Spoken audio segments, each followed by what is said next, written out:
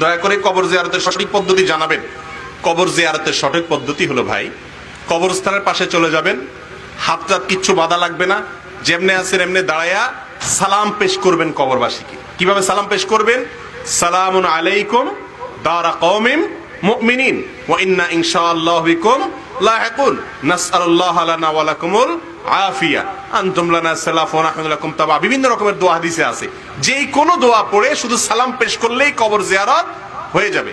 আমাদের দেশে কবর জিয়ারতের পদ্ধতিতে বলা হয় সূরা ফাতিহা একবার, সূরা ইখলাস 3 বার, আল্লাহকুমুত তাকাসুর একবার, অমুক সূরা এতবার। কিছু গদবাদা নিয়ম আছে না, এগুলো কোরআন হাদিসের কোথাও শেখানো হয় নাই।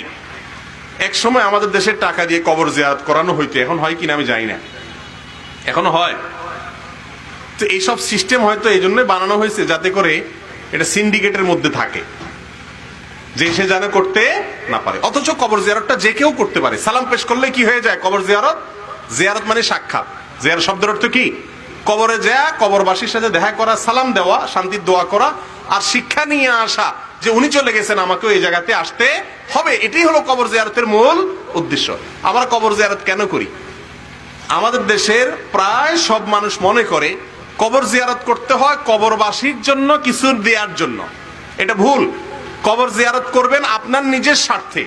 নবী সাল্লাল্লাহু আলাইহি ওয়াসাল্লাম বলেছেন, কুনতু নাহাইতুকুম আন জিয়ারাতিল কুবুর ফাজুরুহাল আন ফাইন্নাহা তুযাক্কিরুকুমুল আখিরা। তো আমি তোমাদেরকে একসময় কবর জিয়ারত করতে নিষেধ করছিলাম, এখন তোমরা কবর জিয়ারত করিও, কারণ কবর জিয়ারত করলে আখিরাতের কথা স্মরণ হয়।